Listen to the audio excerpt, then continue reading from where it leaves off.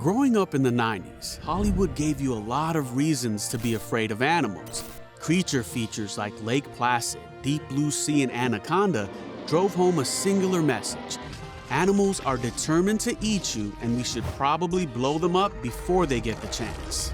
Even whimsical kids' movies like Jumanji reinforced the idea that the natural world was scary, vindictive, and generally something to avoid.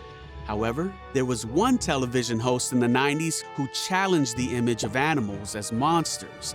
Steve Irwin, commonly known as the Crocodile Hunter, became an integral and influential figure in the lives of 90s kids. His son, Robert Irwin, often talks about how his father was an inspiration to an entire generation. People will come up to me, and it's a very emotional thing, and people will say, I grew up without a father figure, whether that's through death, whatever circumstance it is. People will say, I grew up without a father figure, and your dad, Robert, was a father figure to me. What an amazing thing, what an incredible person, that he had such an energy, a powerful energy. He was like a father figure for an entire generation. That is such a beautiful thing, and it makes me emotional, even now. I really lucked out big time. After finding success in Australia, Irwin's TV show, The Crocodile Hunter, debuted in 1996 in North America, rapidly turning Steve Irwin into a household name.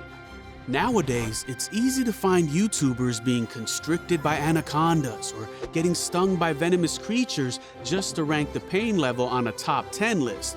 But 90s kids had never seen anything like this before. Irwin's interactions with animals made him seem more like a daredevil than a nature documentarian. In some ways, The Crocodile Hunter felt like watching Jackass before Jackass. With The Crocodile Hunter broadcast in over 100 countries, Irwin became an overnight celebrity, complete with his own catchphrase, Crikey. But what no one at the time seemed to understand was that Irwin wasn't interacting with animals for entertainment or fame. Irwin's ultimate goal was conservation, as he explains in an interview alongside his co-host and wife, Terri Irwin. What good is a fast car, a flash house, and a gold-plated dunny to me? Absolutely no good at all. I've been put on this planet to protect wildlife and wilderness areas, which in essence is going to help humanity. I want to have the purest oceans. I want to be able to drink water straight out of that creek. I want to stop the ozone layer. I want to save the world. And you know, money's great. I can't get enough money. And you know what I'm going to do with it? I'm going to buy wilderness areas with it. Every single cent I get goes straight into conservation. And guess what? I don't give a rip whose money it is, mate. I'll use it and I'll spend it on buying land. Long before he was ever the Crocodile Hunter, Steve Irwin had been heavily involved in wildlife conservation from a young age. Steve grew up on a zoo, founded by his father, Bob Irwin, with the goal of protecting Australia's endangered reptiles. As part of an initiative to reduce hunting, Steve and Bob worked to relocate crocodiles to less populated areas or sanctuaries. Eventually, Steve Irwin's reputation for catching crocs would lead to his first TV special. After the Crocodile Hunter's success, Steve and Terri Irwin established a global conservation initiative, Wildlife Warriors Worldwide, which promotes wildlife conservation, education, and research.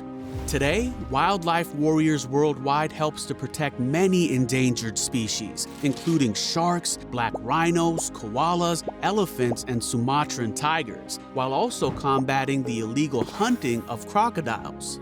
Tragically, while filming a documentary on deadly ocean animals, Steve Irwin died, but his legacy lives on. If there's one thing that I would want to be remembered for, it's passion and enthusiasm.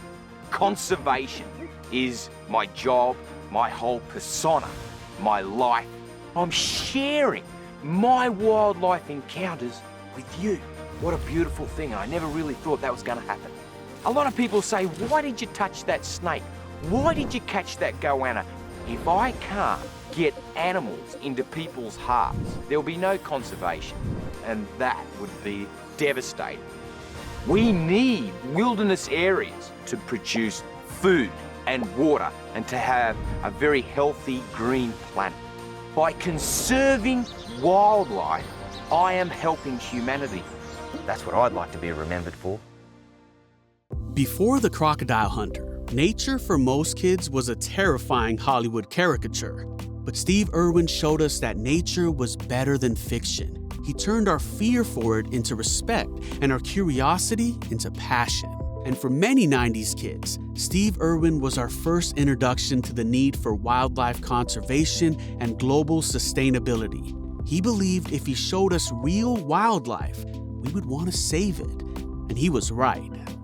That's why millennials are obsessed with Steve Irwin.